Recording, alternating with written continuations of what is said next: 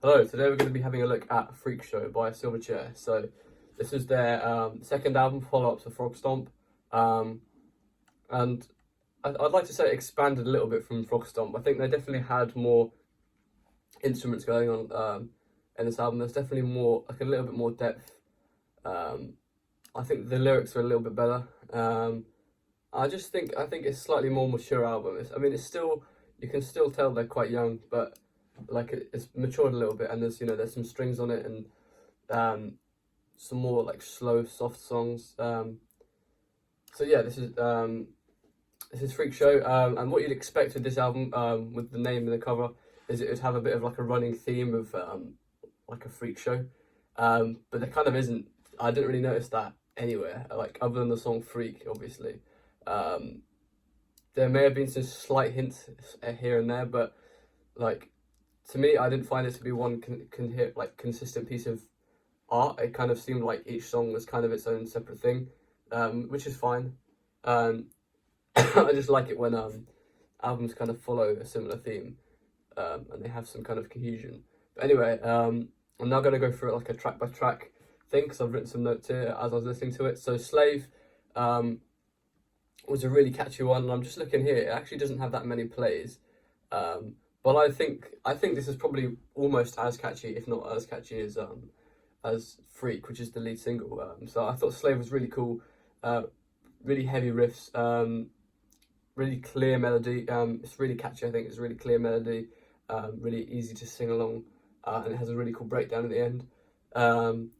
Freak was another one, really clear and simple melody, like very easy to follow and sing along with. And then it has this bridge, like a pre-chorus. I think it could be the chorus. It's super, like, it's got a super chilling melody, like a really nice melody. Specifically when he says freak, like this for the second time.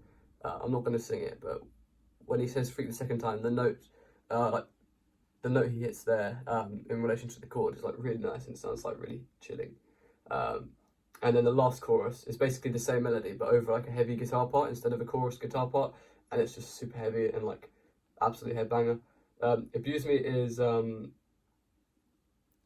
cool because it has clean. Most of the song is clean, but then it has this like bridge, which has got some dirty sounding guitars on it, and I think it's a cool chorus melody. That's what I put. But I wasn't too much of a fan of the lyrics. I think they are a little bit cheesy at times. Lie to Me. Now, Lie to Me was really cool riff. I'm gonna play it now, actually.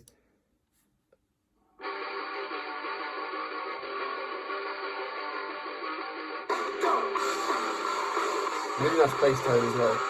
So that sounds really good. And then I kind of realised, well, it's kind of like a rip off of Tourette's and like a little bit Territorial Pissings, which are both Nirvana songs.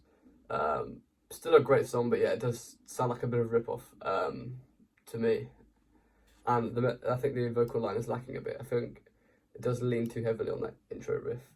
No Association was an interesting one as well. It kind of, I'm going to play it now. It kind of sounded like My Own Summer by Deftones, but then I realised they both came out in 1997, so it's hard to say that it was a rip-off. Because I think this maybe even came out before Around the Fur by Deftones, so you can hear the resemblance there. It's like the same rhythm, and it's got the pull-offs and stuff, so yeah. I mean, which came first? We'll never know. They came out at pretty much the same time, so it might just be a coincidence. Cemetery was a good chorus melody. The Door was really cool. I think most of the song of The Door is quite like mid, but then it has this really cool like bridge, like kind of like Nirvana type songwriting going on there, and it's really cool. Pop Song for Us Rejects was another really cool one, quite underrated, I see. And this one was quite cool. So again, quite a mid song for most of it, but then it has this really cool bridge that really is like unexpected and really throws you off. And I think it's actually really well done, really well executed.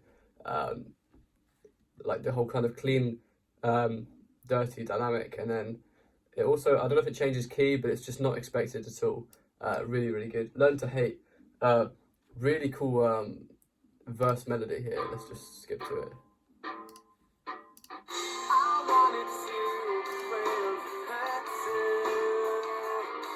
So that's cool. I think that's like a ninth, quite a cool sound. And then we have that one there, which is like sounds like a half step movement to out of the key, which sounds quite cool. Really dark, but I like the alternation between like the ninth sound, which is quite a like a pretty sound, to like this dark sound, which is pretty cool. So that's good. Not a fan of the chorus on that one, but yeah, petrol and chlorine. I wasn't a huge fan of this one, to be honest. I don't think it was that well done. I don't think it was that well executed. It was meant to be like kind of a more laid back, not laid back, but less guitar heavy song, more of a quiet kind of. Had this one has strings in it, and I don't know, the songwriting wasn't really there to back it up. Roses as well, one of my favourite riffs. Really, I think it sounded like kind of like Nirvana.